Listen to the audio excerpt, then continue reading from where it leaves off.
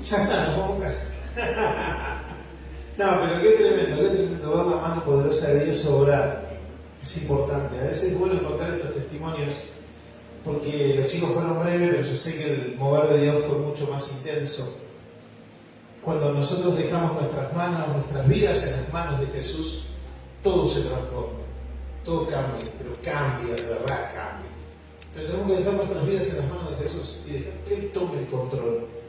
A ver, nosotros nos resistimos un poco, ¿no?, en darle el control de nuestras vidas. Y cuando nosotros nos resistimos, queremos hacer las cosas a nuestra manera, así nos va. Es por eso que es importante que Jesús haga en nosotros lo que Él verdaderamente quiere hacer. Porque cuando nos rendimos, vieron que cuando a mí me asaltaron, ¿no? Y cuando me asaltaron me rendí. ¿Por qué? Porque no quería que me hagan ningún daño. Entonces Jesús no te quiere lastimar, pero nosotros tenemos que rendir nuestra vida a Él, porque todo lo que hicimos lo hicimos mal.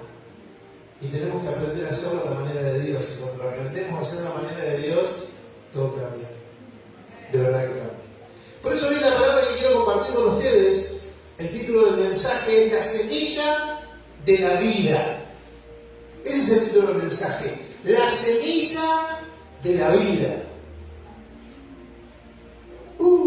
Ni siquiera un grito de júbilo. Tengo promovido para la donación.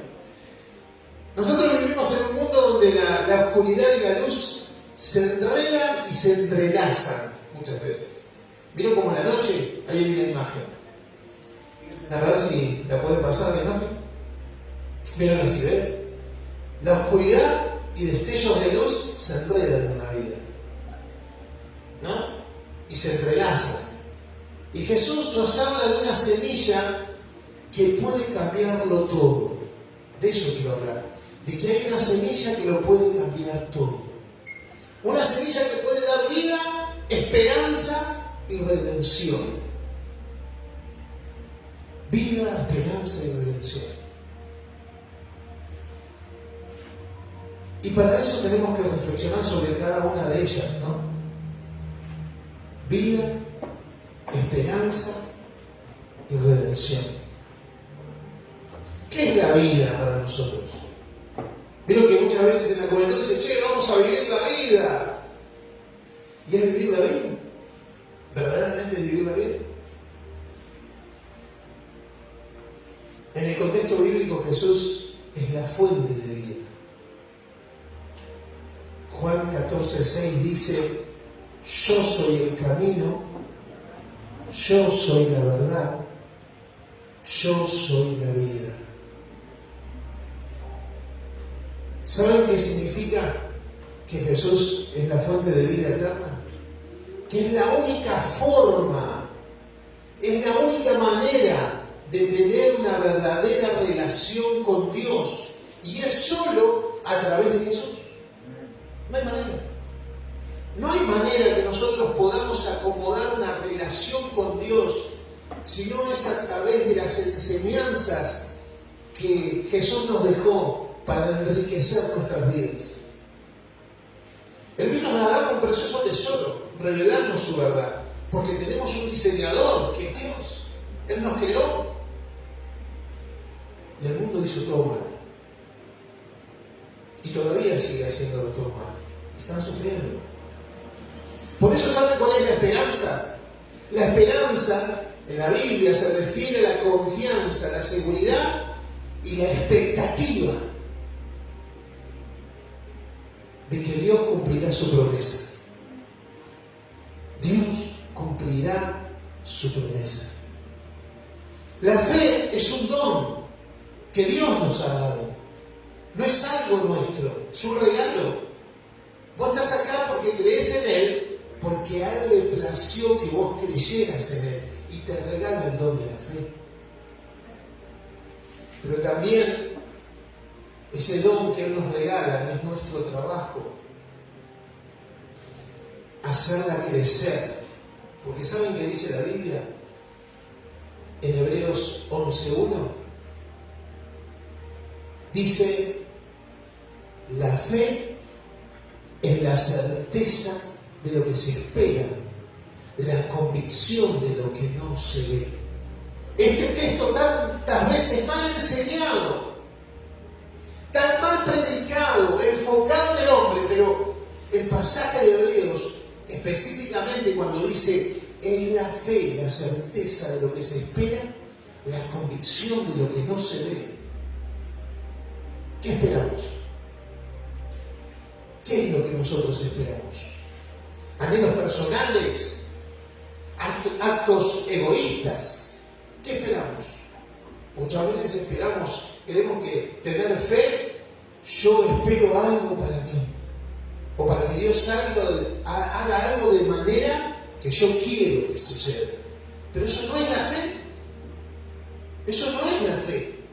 Lo que esperamos, lo que tiene que ser es la voluntad de Dios. Eso es lo que tenemos que esperar. ¿Qué es lo que tenemos que esperar? La voluntad de Dios. Y muchas veces nosotros creemos tener fe y construimos en nosotros una ilusión. Y le pedimos algo inalcanzable. Y decimos, pero yo tengo fe. Eso no es fe. La verdadera fe, como Él pone en vos, el creer en Él, es esperar en la voluntad de Dios. Esa fe es la esperanza que habla de la salvación del alma. La expectativa de la vida de nuestro Señor Jesucristo es poder redimirnos, darnos una esperanza de eternidad, para que nosotros construyamos en nuestra vida una fortaleza espiritual para guardar nuestra alma esperando su regreso o cuando Él nos llame. Entonces, cuando nosotros sostenemos nuestra fe sobre algo que es el fundamento que es Jesús, todas las situaciones circunstanciales de la vida se pueden controlar. ¿Por qué? Porque estamos en la voluntad de Dios. Muchas veces nos desesperamos y decimos, Señor, pero si yo hago esto o hago aquello, ¿por qué no me pasa tal cosa? ¿Te preguntaste si era la voluntad de Dios? La redención se refiere a la salvación de nuestras almas. Es la liberación del pecado que tanto, pero tanto nos hace daño. El pecado, sí. ¿Saben por qué? Porque en Juan 3:16, ¿qué fue lo que pasó? Porque Dios amó, ¿qué? Tanto al mundo. Pastor, lo conozco ese texto, sí, que me lo aplicás. Porque Dios amó tanto al mundo que dio a su Hijo unigénito, para que todo aquel que en Él crea no se pierda, para que no se pierda, sino que tenga ¿qué cosa? Vida eterna. Por eso Jesús vino al plano terrenal, para darnos vida, pero no esta vida temporal, vida eterna. ¿Y qué es lo que nos ofrece? La redención. Ser redimidos. También se refiere a qué? Que compró nuestra libertad con precio de sangre. Nosotros, yo estaba excluido, era un miserable pecador, no merecedor de la gracia, y Él me perdonó. Yo le digo, Señor, ¿qué viste en mí? ¿Por qué me perdonaste? Y me conmueve el corazón cada vez que recuerdo mis miserias. Porque digo, Señor, qué amor has tenido conmigo. Jesús nos invita, iglesia, a vivir como libres y herederos del reino de Dios. Dejemos de sufrir, confiemos en Él. Confiemos en Él, dejemos de sufrir. Quiero contarte una narrativa antes de entrar en el tema de la historia. Y hoy voy a hacer Hoy Jesús, mucha parábola voy a hacer. Voy a hacer una pequeña narrativa como para poder entrar en el tema, para ver si puedo derribar esas fortalezas que a veces no nos permiten escuchar la voz de Jesús. No solamente a los que estamos acá, en mi propia vida, sino a los que están conectados en las redes sociales. Porque a veces nosotros estamos cegados por nuestras propias pasiones personales. Y no nos permite escuchar la voz de Dios. Imagínense en un extenso campo de este mundo moderno, donde la información fluye como una corriente y las voces compiten por atención. ¿Vieron? Todos los teléfonos, imágenes, proyecciones, Facebook, compiten continuamente. Hoy, mientras estamos en las redes sociales, hay miles de personas que están transmitiéndose en vivo. Y otras se están comunicando en directo, otras por llamados telefónicos. La información fluye como una corriente y las voces compiten por mucha atención. Pero Dios, el sembrador eterno, continúa sembrando semillas de verdad, de amor y de justicia. Verdad, amor y justicia. Él está sembrando. Arroja su semilla. Verdad, amor y justicia. Su presencia, a menudo silenciosa, se manifiesta en los actos bondadosos de destellos de esperanza que iluminan la oscuridad de las vidas de personas, jóvenes, niños y adolescentes que están lastimadas, y Él les muestra un camino de sanación. Él les muestra un camino de sanación. Pero en este mismo campo, el adversario, el sembrador de la confusión, también despliega su obra, sembrando dudas, divisiones y desesperanza. A veces la línea entre la verdad y la mentira se diluye en medio de la cosecha y se vuelve incierta la situación. ¿Cómo podemos discernir o interpretar la obra de Dios en medio del caos? ¿Cómo podemos discernir a veces la obra de Dios en medio del caos? ¿Cómo proteger la semilla de la fe sin caer en la intolerancia? Aferrarse a la paciencia divina es fundamental. En un mundo que clama, ¿por qué? Por respuestas inmediatas. Este mundo clama por respuestas totalmente inmediatas. Es por eso que ahí entramos en el tema. Vamos al pasaje de las Escrituras, al maestro de las parábolas, Jesús. Mateo 13:24.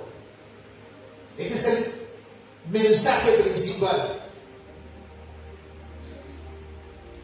Mateo 13:24. En adelante, vamos a leer hasta el 30. Mateo 13:24 hasta el 30. Dice así, me gusta que busquen su Biblia, y los que no, la tienen proyectada. Dice así: les propuso otra parábola, diciendo: el reino de los cielos es semejante a un hombre que sembró buena semilla en su campo. ¿Qué sembró? Buena semilla en su campo. Buena semilla en su campo. Pero, mientras dormían los hombres, vino su enemigo y sembró cizaña entre el trigo y se fue. Y cuando la hierba dio fruto. Entonces apareció también, ¿qué cosa? La cizaña. Vinieron entonces los siervos del padre de familia y le dijeron: Señor, ¿no sembraste buena semilla en tu campo? ¿De dónde pues tienes cizaña? Él les dijo: un enemigo ha hecho esto. Y los siervos dijeron: ¿quieres pues que vayamos y arranquemos? Él le dijo: no sea que al arrancar la cizaña arranquéis también con ella el trigo. El 30 dice: dejad crecer juntamente lo uno y lo otro hasta la siega. Y al tiempo de la siega yo diré a los segadores: recoged primero la cizaña y atadla en manojos para quemarla, pero recoged el trigo en mi granero. ¡Qué tremenda parábola! La parábola de la buena semilla y la cizaña. ¿Saben que es una de las parábolas más fascinantes de las parábolas de Jesús? El significado de la enseñanza de Jesús, primero, ¿qué es lo que vemos? Vamos a hacer una mirada rápida. Primero vemos: el mal siempre se opone. Jesús siembra la buena semilla. ¿Y qué pasa? El mal siempre se opone. Después, ¿qué vemos? Enseña que la reacción, ¿cómo debe ser? De prudencia. Habla de que uno debe ser prudente. ¿Qué más enseña? Que el tiempo es de Dios, no nuestro, es de Dios. Y después, que Él tiene segadores expertos para cosechar. Porque ¿qué decían los siervos? Arrancamos. Voy yo y arranco, dijo. No, le dijo Jesús. ¿Cómo va a arrancar? Vos te das cuenta, pero en la humanidad vamos a arrancar también el trigo. Y eso es peligroso. Entonces le dijo: ¿por qué? Porque yo tengo segadores expertos. Miren, la explicación está en el mismo texto, porque Jesús no deja nada a la deriva. Miren, Mateo 13:36, ahí mismo. Busquen Mateo 13:36, nos adelantamos un poquito. Miren lo que sucede. Entonces, de 36 en adelante, dice: entonces, despedida a la gente, porque Jesús le estaba hablando en parábolas ¿a qué? A una multitud de gente. Entonces, despedida a la gente, entró Jesús en la casa, es decir, que estaba afuera y entró en una casa. Y acercándose él, sus discípulos le dijeron: explicanos la parábola de la cizaña de campo. Es decir, vinieron y decir: che, Pablito, explícame la parábola. Santi, explícame la parábola. No, explícame la parábola. ¿Qué quisiste decir? Entonces, miren lo que dice el 37. Respondiendo él, ¿quién? Jesús. Respondiendo él, le dijo: el que siembra la buena semilla es el Hijo del Hombre. ¿Quién es el Hijo del Hombre? Jesús. ¿Quién es el que siembra la buena semilla? Jesús. El campo es el mundo. ¿Qué es el campo? El mundo. ¿Dónde vivimos nosotros? En mi casa, me dijo uno una vuelta. Vivimos en el mundo. La buena semilla, ¿qué son? Los hijos del reino. Son ustedes. Son todos ustedes. Los hijos del reino. Ahí me voy a detener. Son la semilla. ¿Saben por qué? Porque ¿saben quién fue la primera semilla? Jesús. Jesús dijo que Él murió para dar fruto. Porque ¿saben qué significa la semilla? Jesús. Es la palabra de Dios. ¿Pero quién es Jesús? Es el verbo. Y el verbo que es la palabra. ¿Y quién vive en tu vida? El verbo. Entonces vos tenés la palabra. Y vos sos la palabra. Pero no es que vos seas Dios, sino que Jesús vive en vos. Y ya no tenés que vivir tu propia vida, sino que tenés que vivir la vida de Cristo. Tenés que vivir la vida de Jesús en vos. Por eso dice, el campo es el mundo y la buena semilla son los hijos del reino. Vos ya no sos ciudadana o ciudadano de esta tierra. Naciste en la Argentina, naciste en Bolivia, en Perú, en Alemania, en Inglaterra, en Italia. Vos naciste ahí, pero no tenés nacionalidad. Tu nacionalidad es el reino de los cielos. Sos ciudadano del reino, por eso Él te eleva a la condición de que ahora vos sos una semilla que debe ser sembrada en medio de este mundo, como Jesús lo hacía, Él estaba fuera. El enemigo aparece también. El 39, el enemigo que dice, perdón, volvemos. Y la cizaña son quienes, los hijos del malo. El malo también tiene hijos. El malo también tiene hijos. ¿Y saben qué quiere hacer? Contaminar a ustedes, que son buena semilla. Los quiere contaminar. Y también les sale a sembrar. ¿Saben la diferencia entre el trigo y la cizaña? Vos lo mirás, es igual. Ustedes no lo han visto, pero yo les iba a traer una cizaña y un trigo a propósito. Vos lo mirás y aunque seas un sembrador, inclusive se confunden, inclusive los propios sembradores. Vos le mostrás la cizaña y el trigo y son iguales. No parecen que hubiese diferencia. ¿Saben de la diferencia? Que uno tiene semilla y el otro no tiene nada. Vos lo frotás, uno se hace nada y el otro se transforma, tiene semilla. Por eso no es tarea de los siervos arrancar, es tarea de los expertos de Dios, es tarea del Rey que manda a sus ángeles al plano terrenal a hacer esa tarea. Ahora bien, dice que los hijos del malo, el enemigo que la sembró, es el diablo. La siega es el fin del siglo. Estamos cerca del fin del siglo. Los segadores son los ángeles. Ellos son los expertos.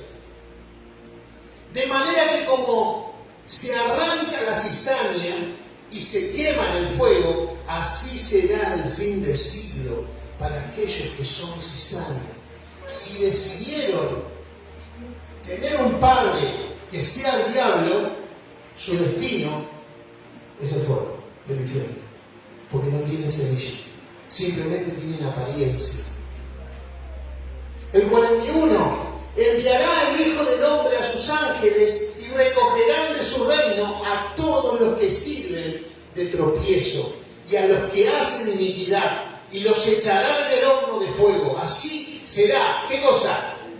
El lloro y el crujir de dientes. Entonces los justos resplandecerán como el sol en el reino de su Padre. El que tiene oídos, oiga. Para oír, que oiga. El que tenga oídos para oír, que oiga. Jesús contó la parábola y Jesús la interpreta la parábola. Y esa interpretación, hoy el Espíritu Santo se derrama sobre tu vida para darte luz. En esta parábola de la buena semilla, ¿saben qué representan a los hijos del reino? Representan a los hijos del reino, ustedes.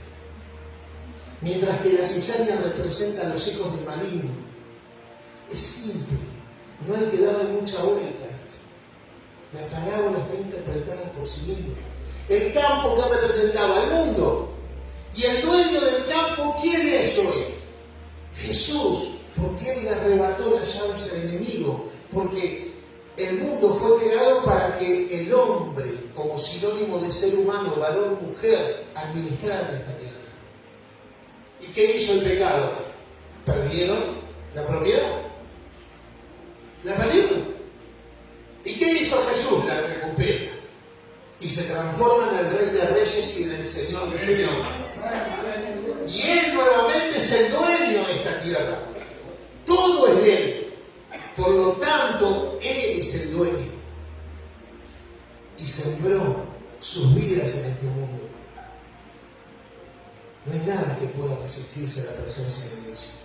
Y ustedes son ese destello de luz en medio de esta oscuridad. Los siervos del dueño del campo representan a quienes, a los ángeles del Señor, que son enviados para recoger la cosecha. Los ángeles han sido enviados para recoger la cosecha. Ellos son los expertos. Ellos son los que están atrayendo al trigo y separando la cizaña para que sea incendiada para el día del fin. Este es un tiempo donde Dios está levantando una voz en el último momento para que todos sean rescatados. ¿Qué podemos aprender de esta parábola? En primer lugar, debemos reconocer que el mundo es un campo donde crecen juntas buenas semillas y cizaña. Primero debemos ser cuidadosos para no juzgar a los demás. No señalemos, no es nuestro trabajo. Los siervos no señalan, este debe ser la cizaña, me parece. No. Pero tremenda cizaña. Nosotros no juzgamos. No es nuestra tarea juzgar. Porque solo Dios conoce los corazones. Nosotros vemos la apariencia.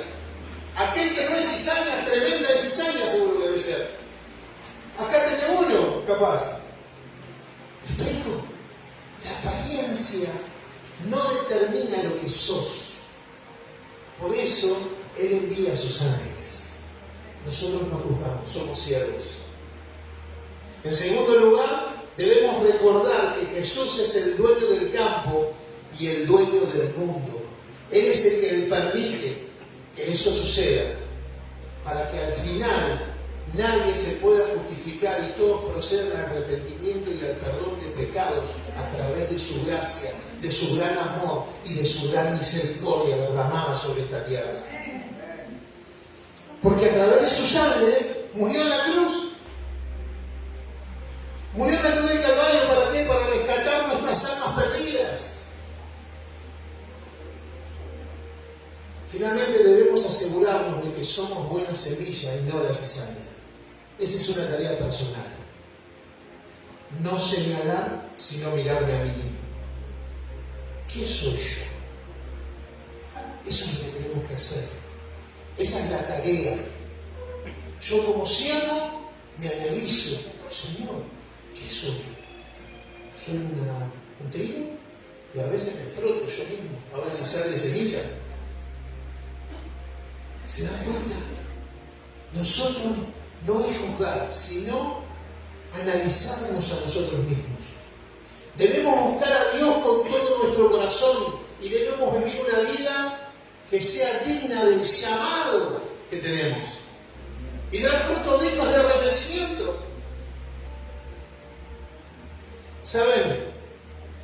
Que en este viaje a través de la parábola del sembrador, de la buena semilla y la cizaña, ¿saben qué descubrimos? Descubrimos la riqueza y la profundidad de la enseñanza de Jesús.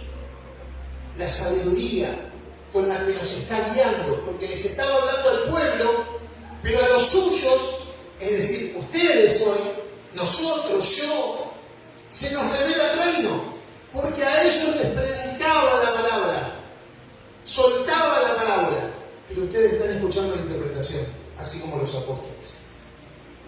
Tenemos una posición de privilegio. Nos habla de la separación final entre los justos y los malvados y cómo Jesús es el dueño del campo que separa lo uno de de lo otro. Pero más allá de esto, ¿qué descubrimos? Que la parábola también nos habla del llamado a ser semillas de vida y de esperanza. Somos llamados a ser semillas de vida y de esperanza. ¿En dónde? En un mundo que necesita mucho de Dios. ¿No lo ven? Este es un mundo que necesita mucho de Dios. Y ustedes son esa semilla. Hemos visto cómo Jesús mismo se representa como una semilla que muere y da buenos frutos. Como nosotros somos invitados a ser también semillas de la misma manera que Él lo es. ¿Por qué? Porque recuperamos nuestra identidad. Cuando recuperamos nuestra identidad, sí, yo soy una semilla, fui creado con un propósito, dentro de un destino.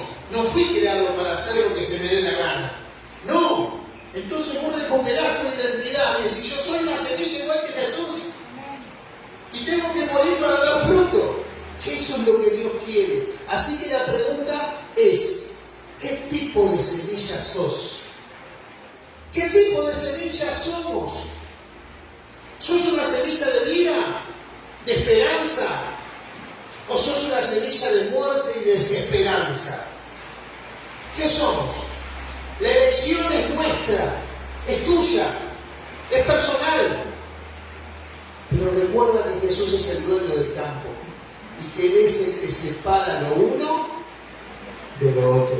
No es nuestra tarea. La parábola y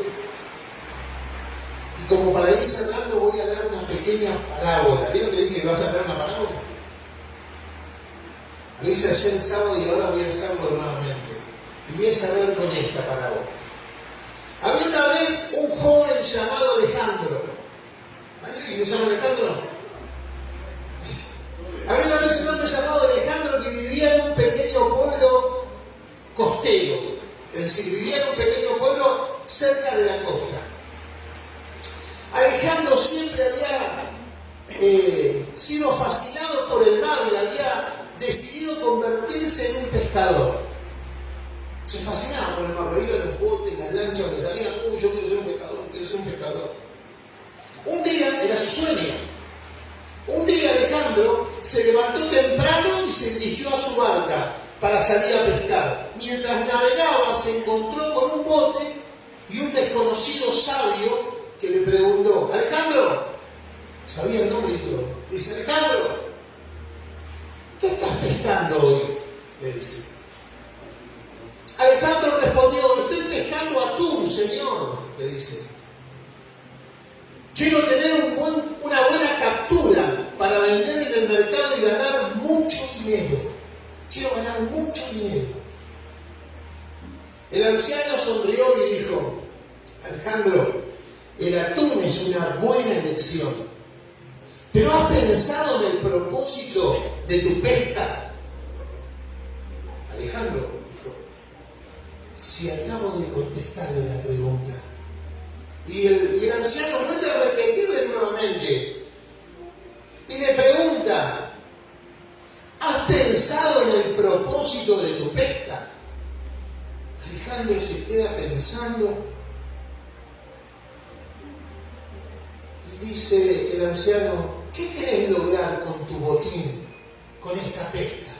Alejandro se detuvo a pensar y respondió, bueno, quiero ganar mucho dinero para vivir cómodamente y tener una buena vida. Quiero ganar mucho dinero para vivir cómodo, no necesitar de nada y tener una muy buena vida. El anciano asintió y dijo, es una buena meta, le dijo. Pero ¿has considerado que tu pesca puede tener un propósito mucho más grande? ¿Has considerado que tu pesca puede tener un propósito mucho más grande? ¿Puedes imaginar que tu atún puede alimentar a personas hambrientas? ¿O que puede ser utilizado para hacer comida nutritiva para los necesitados en diferentes lugares? ¿Y que puede nutrir a personas que no tienen qué comer?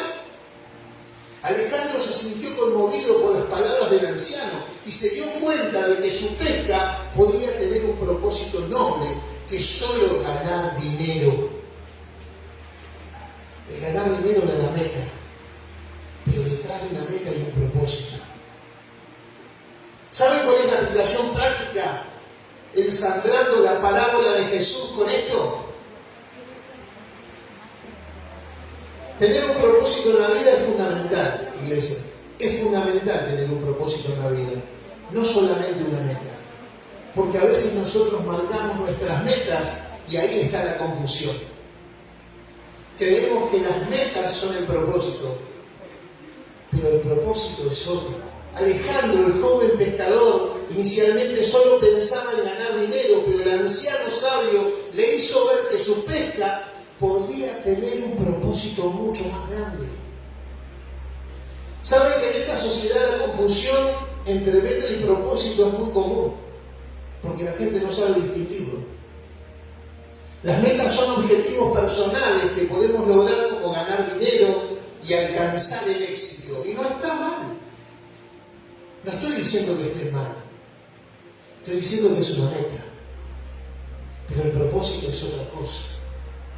Sin embargo, los propósitos son más profundos, son más significativos, son la razón detrás de nuestras acciones y decisiones. ¿Por qué sos maestra? ¿Por qué sos constructor? ¿Por qué sos jubilado? ¿Por qué sos un adolescente? Hay un propósito detrás de eso. En la vida hay muchos ejemplos de cómo las metas y propósitos pueden estar relacionadas. Por ejemplo, en el matrimonio la meta puede ser construir una vida juntos, pero el propósito es amar a nuestro cónyuge y formar hijos en la voluntad de Dios. En la paternidad o en la maternidad la meta puede ser educar a nuestros hijos, pero el propósito es guiarlos a la voluntad de Dios. ¿Para qué? Para que se conviertan en personas con propósito y buenas responsabilidades. En el trabajo, la meta puede ser acceder a una carrera o ganar dinero. Pero el propósito puede ser contribuir al bienestar de la sociedad y hacer una diferencia positiva en la vida de los demás. ¿Vieron? Un colocador de piso terminó el piso y se siente orgulloso porque colocó el cerámico o pintó una pared. Y el dueño se alegra por el logro de su esfuerzo. Un joven termina una carrera o el año y le dan un diplomita y él se siente orgulloso por eso. Y no era solo de enseñar, sino darle esperanza. Y así en cualquier área. El propósito puede ser, ¿qué cosa? Contribuir al bienestar. Estás cuidando a alguien, le das esperanza. Enfermeras, médicos, van al médico porque está herido, va al médico porque necesita ayuda. Y entonces, no es solamente que gana dinero el doctor o el enfermero, sino que está contribuyendo a una persona a tener una vida diferente. A veces la diferencia positiva en la vida de los demás es ser un buen jefe para otros, y un excelente empleado, o un gran dueño, o un socio honesto. La meta puede ser superar la soledad muchas veces. Hay personas que están solas. Pero la meta, incluso en la soledad, podemos encontrar un propósito mucho más grande. Pero el propósito puede ser descubrir nuestra propia identidad, cultivar nuestra espiritualidad y encontrar formas de servir a los demás. Como dice las Escrituras en Mateo 13:9, que tiene oídos para oír, que oiga. La semilla de la vida. Vos sos una buena semilla. Tenés un propósito en la vida. Sea en el ámbito que te desarrolles, tenés un potencial como hijo, como papá, como empleado, como socio, como lo que sea que desempeñes. Entender lo que hay algo mayor. Por eso estás sembrado en este mundo, para dar fruto digno del arrepentimiento. Es momento de salir de nuestra depresión. Es momento de salir de nuestra angustia. Es momento de salir de nuestro dolor. Es momento de salir de nuestra autocompasión.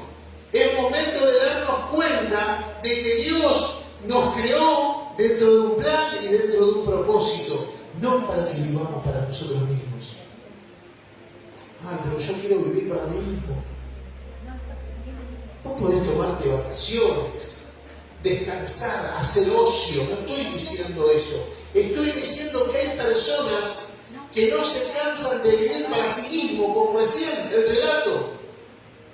Este joven, ¿qué quería hacer? Ganar mucho dinero. Ellos creían que era el propósito. El propósito no era ese. Ese era una meta. El propósito, ¿qué pasaba con lo que se cosechaba? Con lo que sacaba la pesca. Muchas personas iban a ser bendecidas. Porque otras asociaciones no comerciales iban a comprar para alimentar la necesidad. Y nuestra vida también es igual. Sos una luz de esperanza en medio de esta oscuridad con lo que hagas. No te sientas insignificante. Ni siendo adolescente, ni niño, ni anciano, siempre sos importante. Porque mientras estamos con vida tenemos propósito. Mientras estamos con vida tenemos destino. Mientras estamos con vida hay una oportunidad para hacer las cosas bien. La pregunta es, ¿qué tipo de semilla sos? ¿Sos cizaña o sos trigo? No juzgo, vos tenés que juzgarte a vos mismo. Frotate a ver si es semilla. Si no, ¿qué hay que hacer? ¿Se acuerdan de la enseñanza? ¿Qué hay que hacer? Dar el paso de la santificación. ¿Para qué? Para dar el paso de la transformación. Podés transformarte de cizaña en trigo. Hay oportunidad para tu vida. Jesús tiene un plan y un propósito en fortalecer tu vida, fortalecer todo lo que haces porque el Señor está en control. Amén. Vamos a orar. Oremos juntos. Quiero invitar a Michelle que me ayude en la administración.